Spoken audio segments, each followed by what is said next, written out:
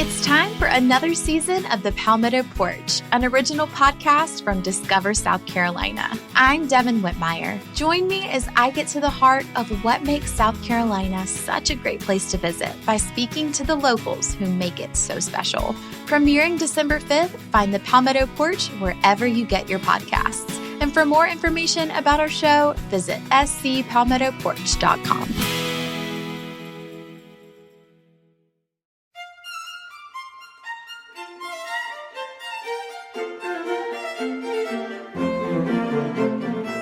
London-based Thirst, the International Roundtable for Sustainable Tea, a non-profit human rights initiative, launched a 3-year human rights impact assessment study in 2022. The study aims to listen and understand the human rights concerns in the tea sector and bring stakeholders together to seek solutions. We've been following Thirst's study from the start, and now with Phase 2 complete, we caught up with CEO and founder Sabita Banerji to hear about the findings and next steps. Sabita is an economic and social justice consultant, campaigner, writer, activist with over 2 decades in international development and trade justice. Thank you, Sabita, for joining us at TBiz. I've been glad to keep up with the study by Thirst and to keep up with what you've been doing. So really looking forward to hearing what you have to share with us today on Phase 2. Thank you for having me on.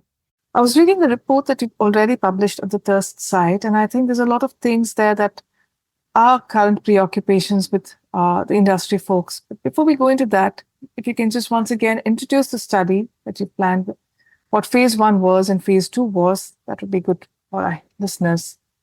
Thanks, Arvinda. Yes, so the report is the second one in our 3-year human rights impact assessment of the global tea industry.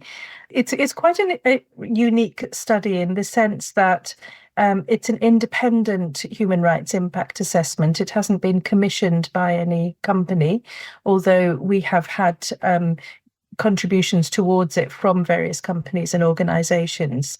And so that's one unique thing about it. It's also, we're doing it over 3 years, which I think is quite unusual for a human rights impact assessment.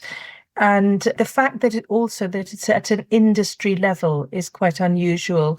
Human rights impact assessments are usually done by one company of one of their supply chains to one country, whereas we're not looking at every single one of the 60 countries where tea is grown and every one of the thousands of companies involved, but we're looking at how the industry itself operates, because we believe that there are probably a lot of answers from that perspective about how the human rights of tea workers and farmers may be impacted.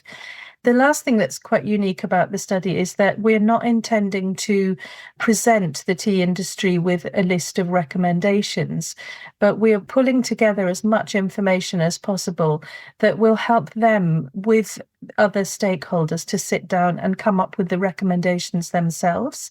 We're hoping that we'll be able to get them together with NGOs, with trade unions, with different stakeholders and actors throughout the tea value chain to work out solutions to the problems that we've highlighted using the analysis that we've done on the root causes of those breaches. And it's for them to come up with solutions that will be realistic, but also because the trade unions and NGOs would be involved as well, that would also, sufficiently meet the needs of the tea workers and farmers. So in year 1, just 2022, we published a literature review which outlined how the tea industry works, the scope and scale of it. We listed many human rights standards, laws, regulations, policies from international level down to individual company level. And we then looked at the reality for tea workers and farmers as reported in a wide range of reports from the media, from academics, from government, from NGOs, from trade unions. And we identified a significant gap between the human rights in principle for the tea workers and farmers and the human rights in practice. And then this last year, we then did this root cause analysis of that gap between the human rights in principle and human rights in practice. And you asked about how difficult it was. It was actually, it was obviously a lot of work because we interviewed and did surveys and did focus groups of around 200 industry stakeholders. So it was a lot of work. But in terms of difficulty, people were very, very willing to speak to us. And that was very heartening. We probably went where it was easiest to go. We focused on South Asia and East Africa, partly because that's where we have the most contacts, but also because Thirst is based in the UK, and a lot of the retailers and brands that we interact with are UK based, and they buy a lot of their tea from South Asia and East Asia, and East Africa. In this study, we haven't looked very closely at East Asia and Southeast Asia. That's something that we're hopefully will do in another study later on. We were very pleased at how willing people were to speak to us. We also visited a lot of tea estates and tea farms and met with workers and farmers and government officials, managers, owners of companies, a whole spectrum. And it was absolutely fascinating to learn both the sort of differences in different locations and at different levels, but also to see the patterns, to see what was common across many of those perspectives that we gathered. These two broad regions are also where the plantation model has been in play for the longest time, isn't it? So I think just sheer numbers, I imagine, coming out of these regions is huge, and therefore the need for understanding what human rights looks like here. That's true, yes. Yeah. And in both regions, there's also, either a growing or well-established smallholder farmer sector as well. So it was very interesting to see the differences between those. When you posed a question about human rights, what sort of responses did you hear from the various stakeholders? So I think there's quite a wide variety of responses to that. There are, many within the tea industry who are very aware of the human rights issues, of the low pay, the, substandard housing, healthcare, education. We know, of course, that many of these things are provided by plantations, but they struggle to be able to afford to provide them to an adequate standard in many cases. But I think because we were looking at the whole value chain and not just, in a sense, blaming the producer, that made it easier for them to have those conversations, when we made it clear that we're not saying, as many earlier reports have done, this is terrible, you should do something about it. We are also asking them, what would make it easier for you to provide these adequate services? What impact is it having on your commercial viability, the fact that you have to pay for all these additional services that maybe other industries don't have to pay with? How is the downward pressure on prices impacting on your ability to do that? So people were happy to talk about that. There was some pockets of denial that there is any problem. There are some in the industry who, probably have been in the industry for generations. They've maybe taken on a company or a estate from their father. And as we were discussing earlier, it is often from father to son. It's very rarely that women own these estates and companies. And they have, a very deeply rooted connection with those companies and with those estates, and feel that they are doing the right thing. They've done it this way all their lives. Their whole life is rooted in this way of working. And so when someone comes in and says, that the human rights are being breached, it's very personal for them, and they don't see that there's anything wrong with it. the very common argument that we hear is, well, of course, well, there's two very common arguments he hears. One is you can't expect them, tea workers on plantations, to have the same standards of living as a middle class person in the UK. One interviewee actually phrased it as you can't expect them to have the same human rights. I mean, to be fair to him, I don't think he meant that. I think he meant the same standards. But there is this kind of attitude, and that was one of the root causes that we identified, an attitude towards tea workers that they are, they're somehow less deserving of comfort, of security. Another was that compared to people living outside the estate, they're better off. So they would compare them to people working on construction sites or quarries, industries which don't provide housing and healthcare and all the other benefits, which, obviously it sounds amazing when you think that, when you describe it like that. Whereas, what Thirst and many NGOs and people who work in the human rights world are saying is that you shouldn't be comparing any worker with another worker who's worse off. That's not the benchmark. The benchmark is the internationally agreed human rights, is the national regulation for what standard those benefits should reach.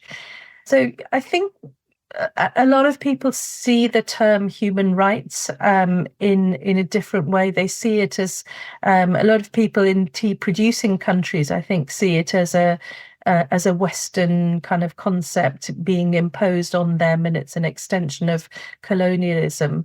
We have to remember that human rights are internationally agreed, and that many countries, many of the tea producing countries, have ratified the International Labour Organization conventions that protect those rights.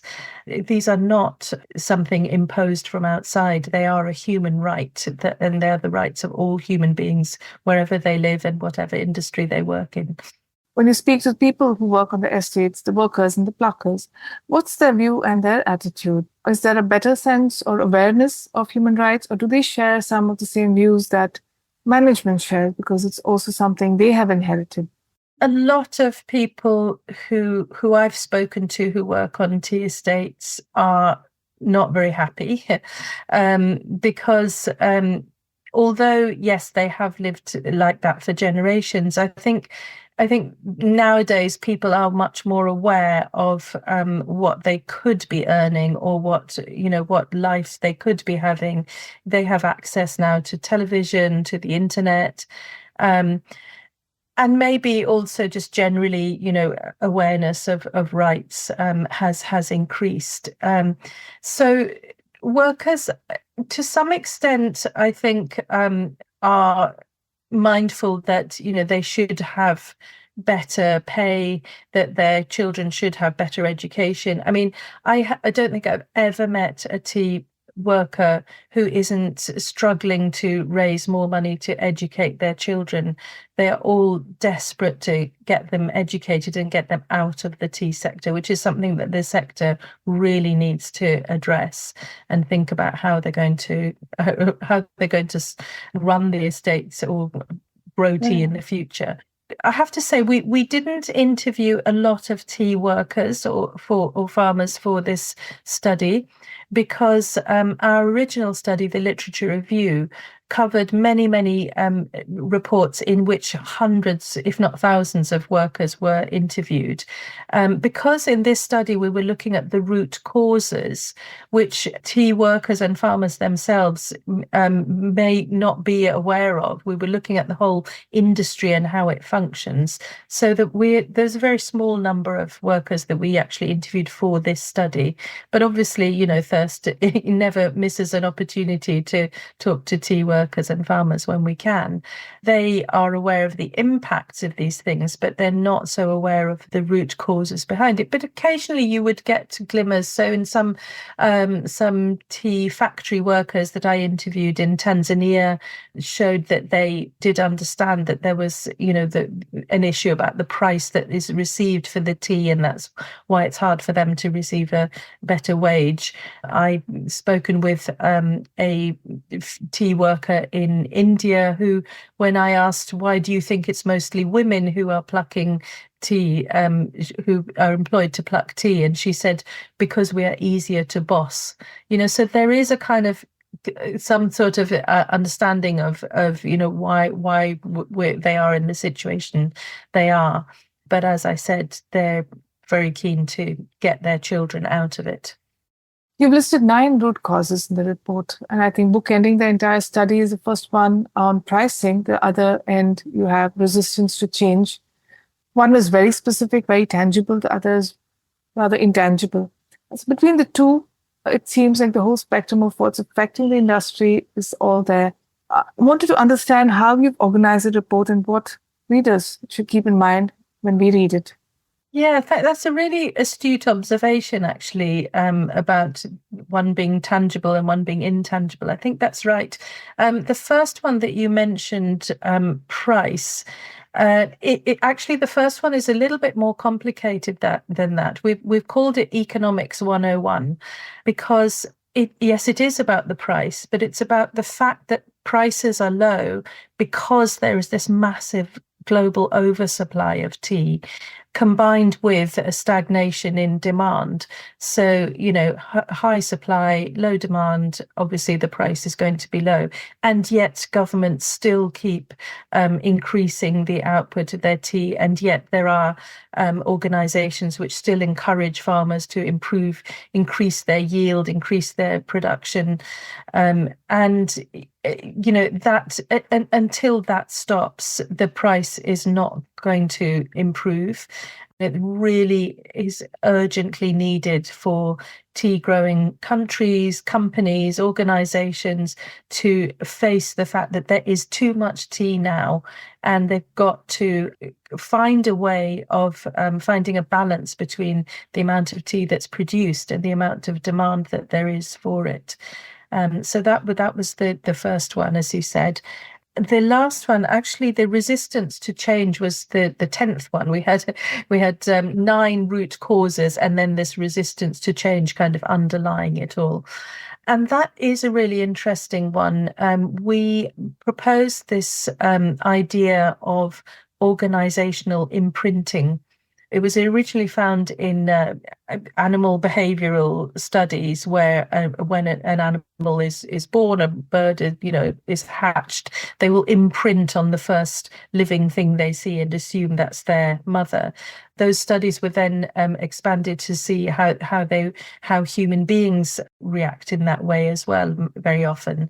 And then that was extended to companies and to organizations. So we have looked at the characteristics of the tea industry and the extent to which it demonstrates indications of organizational imprinting, and there are many points at which it meets the criteria. So because it was created during the colonial era, and when I talk about the tea industry, I should clarify that, as I said, we're focusing very much on this trade between South Asia, East Africa, and Europe and West.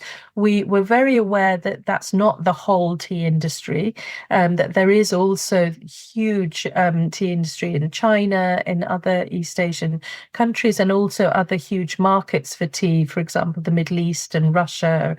But we're looking very specifically at a large part of the tea industry, and one which is rooted in this colonial past. And because it was created at that time, many of the systems and behaviors and attitudes and processes have been preserved very much intact from that time. And so, as well as the kind of tangible, to use your word, things like the way that tea is traded, like the way that plantations are organized, hierarchies, even down to the siren that goes off at 6 o'clock in the morning to get people up and going to the tea fields, all the way to the attitude that managers have sometimes shown towards workers, in some cases talking about them as if they are less than human. And, how do you respect somebody's human rights if you don't see them as human? So yes, those were two very important bookends. But I would say that the other root causes that we identified, they are all interconnected. So, the colonial past is connected with the attitudes, which was one of the root causes. One of them was entrenched trading practices. That's obviously connected to colonialism, but it also affects the price. And so, they are all interconnected. I wouldn't want to just pick one out and say we should work on this. It has to be looked at as a whole. When you look at the multiple stakeholders, how big is the divide between the various groups, whether management and worker, men and women, small farmer, big estate? Do you see a big divide within the industry, or is there a little more cohesion that's sort of coming in? Because that too was one of the problems listed as a root cause, isn't it? Yes, the fragmentation of the industry at every level, and this was what was interesting about the study, was that each of these root causes, we're not seeing them just at one level of the tea value chain, but throughout the value chain. So, for example, the sort of unequal power dynamics was one of the root causes. So you see it between women and men in plantations. You see it between the different hierarchies in a plantation. You see it between tea producers and the buyers, or tea producers and the brokers that broker the relationship between them and the buyers. You see it between the powerful supermarkets and the tea companies that they buy from. So, all along the value chain is this same root cause playing over and over. And that we saw, again, in the fragmentation as well. The tea industry is becoming more fragmented, I would say, because, originally there was this plantation model, and as I said, a lot of it still remains intact. But there's, a very rapidly growing smallholder farmer sector. Obviously, it's huge in Kenya, where there are over 600,000 smallholder farms who are part of the Kenya Tea Development Agency. But in other countries, there are also a growing number of smallholder farmers. I was very struck personally by the difference between workers on tea plantations, how they lived, how they were treated, how they felt about themselves, and smallholder farmers. When I was speaking to Dan about this a few months ago, I mentioned this, that you have a plantation which has labor regulations in place. In countries like India, there's the Plantation Labor Act. And yet, because of the way that plantations are historically structured, because the houses were built in the colonial era, and often are still the same structures as before, there's a risk that those workers actually are very much more subservient to the management. Their houses are smaller, are less, well decorated. They're in less good repair. And the smallholder farmers, even though none of them were rich by any means, the ones that I met, and I'm this is very anecdotal, a proper study would need to be done of it, but they appeared to me to have more resources available. Their houses were better condition. They were often supplementing their tea with other crops, so they had crop diversity, which is also better for the environment. And but above all, they had self-respect, they had dignity, even down to a small detail, like when you visited worker on a tea plantation, often the person showing you around would just walk into the house without knocking, whereas the tea farmers were treated with much more respect. And that came through very strongly. Did you see anything that blew your mind in terms of change when you did the study? Well, like I said, I don't want to be seen to be like endorsing a particular approach over another one, but what I found very interesting to see, there are a lot of small enterprises which I think are doing some amazing work. So, small kind of boutique tea estates that's combining specialty organic tea with tourism.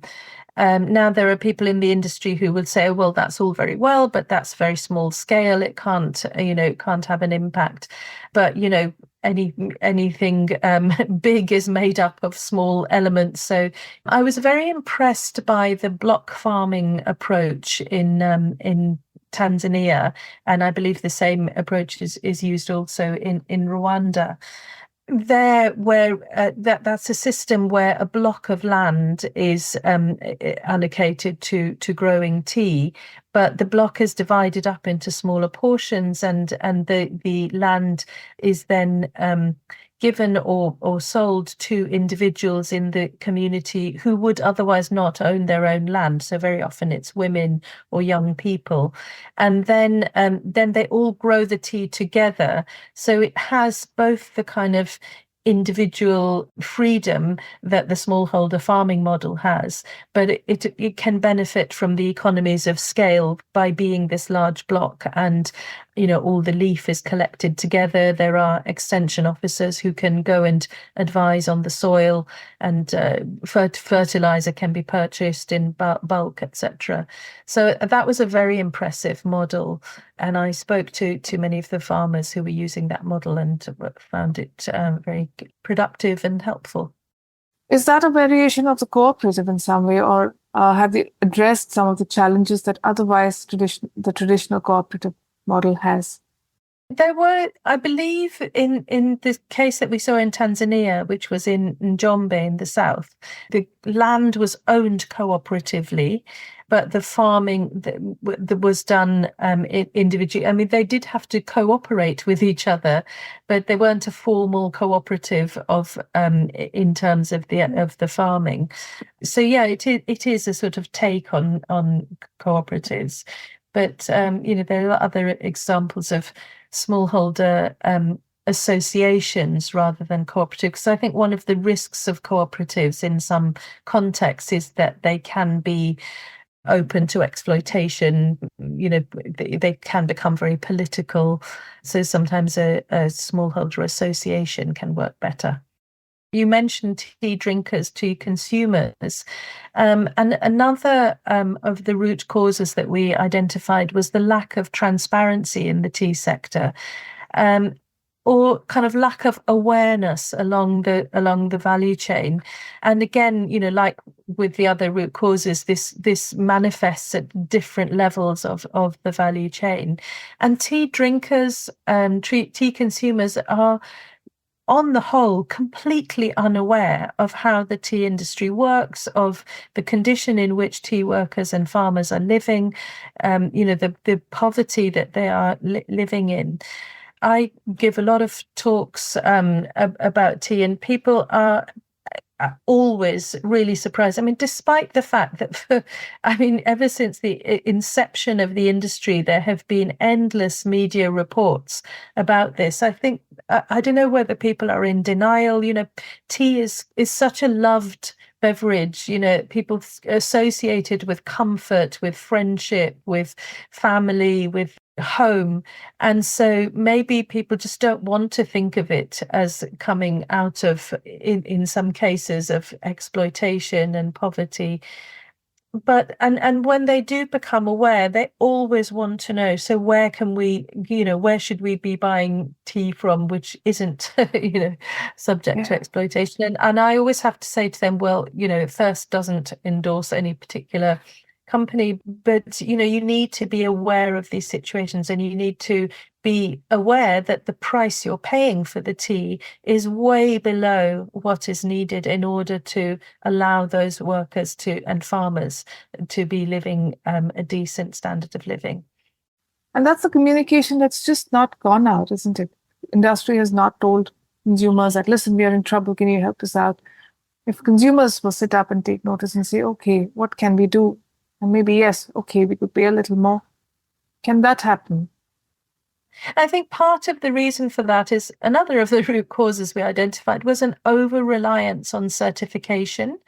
So both tea producers, well, more so retailers and brands, rely heavily on the certification to demonstrate that human rights are being met.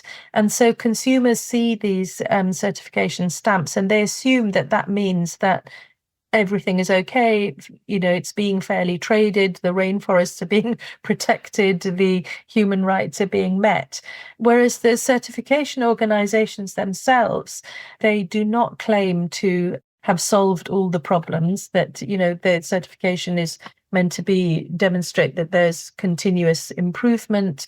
But the system is a problematic one because it costs a lot of money to certify, and there are those in the industry who say that money could be better spent in investing in the well-being of the workers directly, rather than in this whole system of auditing and labeling.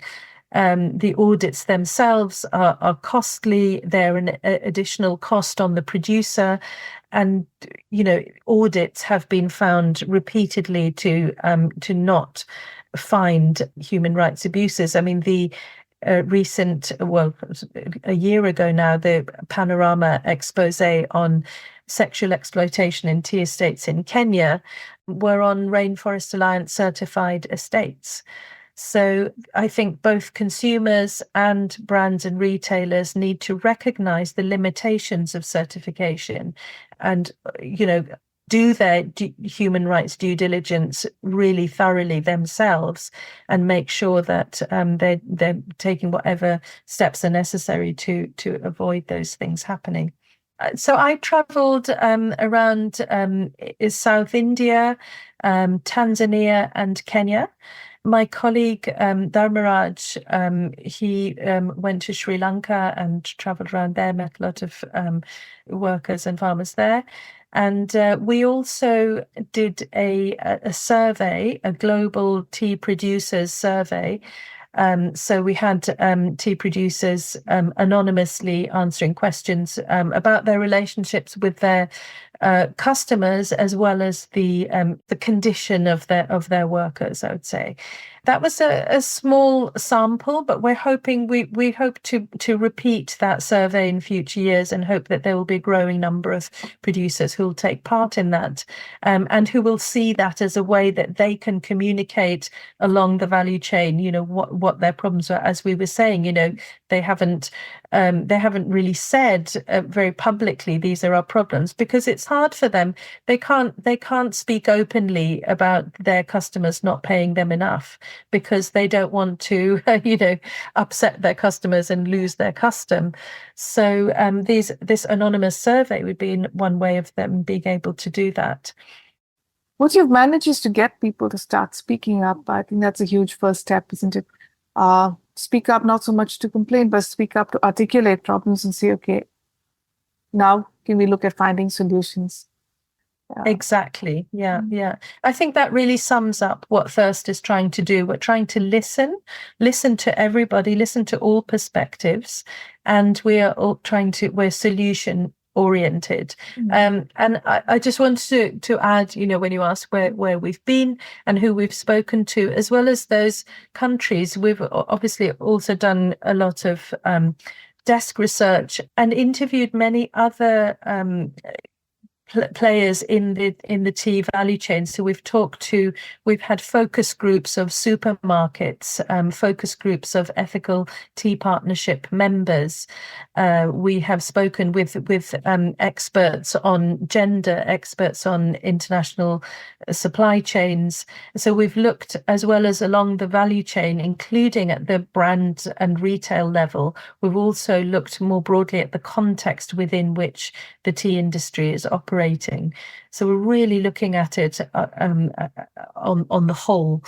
There's a lot of defensiveness in the tea industry, and in a way, understandably so, because they've come under a lot of attacks by people who see the problem and then who call out the problem without really understanding what lies behind it. So I hope that the tea industry will see, that this is not an attack in any way, but it's, trying to offer the means with which to find a solution, to find solutions. And what we are doing now in phase 3 of the human rights impact assessment, and we'd really encourage tea producers, tea companies, tea brands, anybody who's got anything to do with tea to join with us on this, is we are firstly going to run tea community workshops to find out from tea workers and farmers and their communities. For the first time, we're not going to be asking them about their problems. They've been telling everyone their problems for 200 years. Now we're going to ask them what their ideas are for the future of the tea industry, what their own plans are, what their hopes are. So this would be a forward-looking exercise, and to hear from the people themselves, what they need. And I think particularly we're going to focus on women and young people. Women, because they constitute, the biggest majority of the lowest paid people in the industry and on whose back the entire industry rests, and young people because they are the future of the tea industry.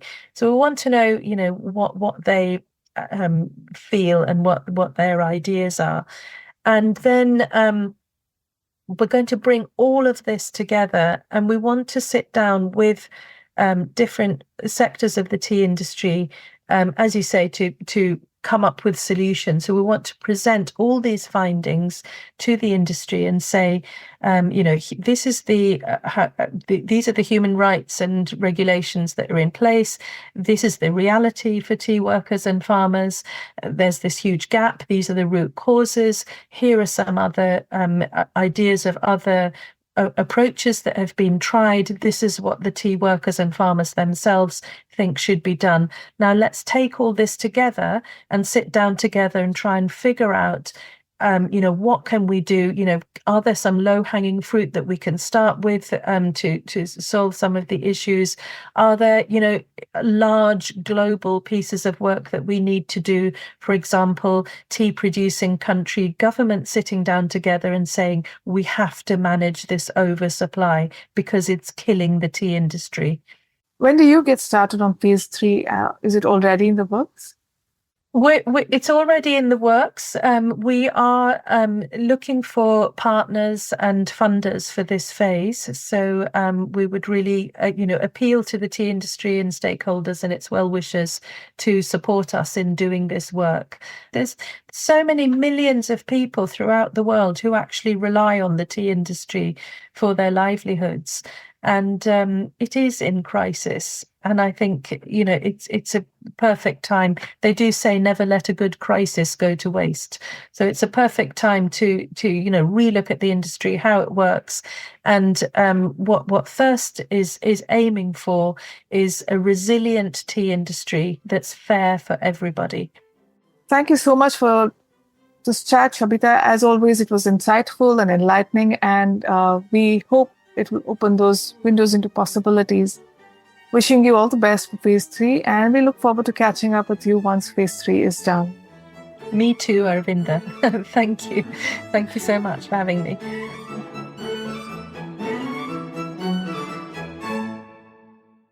Produced by Audavita Studios. Connect your voice to the world.